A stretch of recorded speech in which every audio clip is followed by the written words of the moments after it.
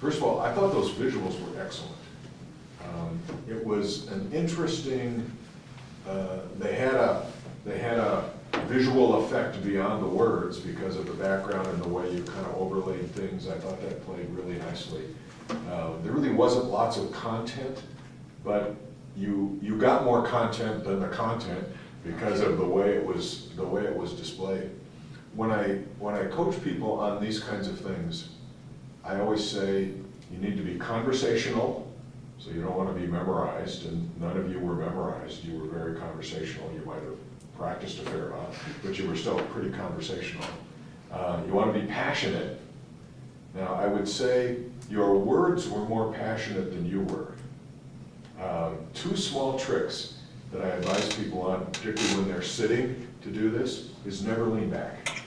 Get on the front edge of your chair and lean up into the audience. Okay. Because if I'm sitting like this, I would imagine I feel more engaged to you than if I'm sitting back like this talking.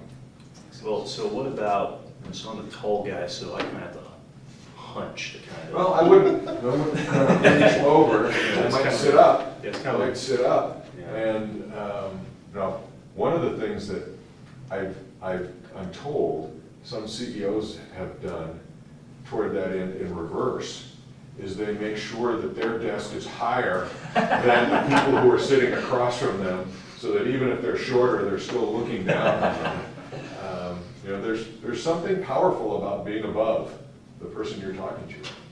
When I coach people on oral presentations, I say, if you have trouble with somebody in the audience, just approach them.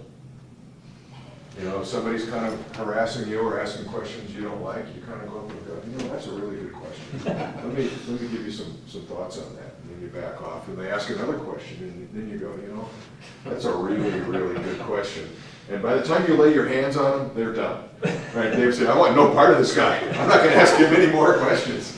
And so kind of the physical positioning helps. Okay.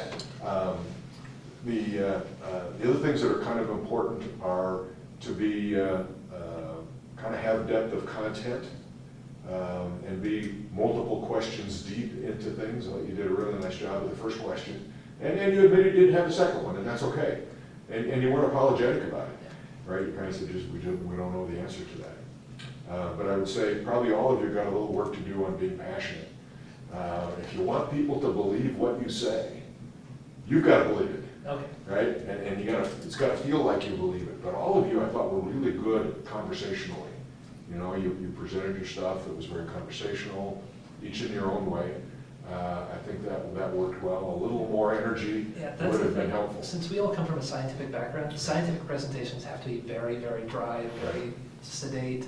You have to get the information across with no emotion at all, essentially. So well, the facts have to be the facts, right? Exactly. So that is probably the largest change for this format for us, right. I believe. But even if you're presenting the facts, right? I mean, in my world, I used to listen to people present financial results. Our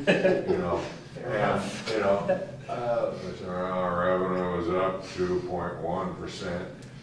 You can say, I'm really pleased to tell you our revenue is up 2.1%, and you know where it is? It's in the seeds. And unfortunately, over in this other product line, it's not up so much, but over time, those things tend to balance out. You can say that without losing the facts. But you're right, and I think most scientists are not trained to speak in that way, or to speak at all, for that matter, right? It's kind of a heads-down world for most of what they do, particularly researchers. And so when their head comes up, they tend not to be ready to really be passionate about what they're talking about necessarily. Some are, but most are not. But all in all, I thought this was good. Thank you very much. We appreciate the feedback. Yes, Gail. Can I say a couple things? Of course. I want to underscore what Rich said about passion. And you don't have to lean on the table to sit forward. Right. The guy in the blue, like you can Right. sit forward in your seat without leaning. I have back issues, so I know exactly how you yes. She always has a lot of issues. Yeah, I do have a lot of issues, yeah. And what's the other thing I wanted to mention? Oh, I thought your slides were good. I see you took that to heart about not having ugly slides. slides. We tried. Yay, way to go. And, you know, you don't need to think either about when you present, it doesn't have, to be passionate doesn't mean that you have to be slick. Like, I don't want you to think Okay. salesman slick. I mean, Right. just as Rich said, just like you care Right. about your subject. Okay. And then the last thing, if I could just throw this in, I'm one of those people, I mean, like, not only do those Fern, Feeling, Sierra Club, Healthy You Network kind of groups not really like you, I mean, they hate There are Monsanto. national rallies called the March Against Monsanto. So Yeah. the public image thing is not exactly stellar at the moment.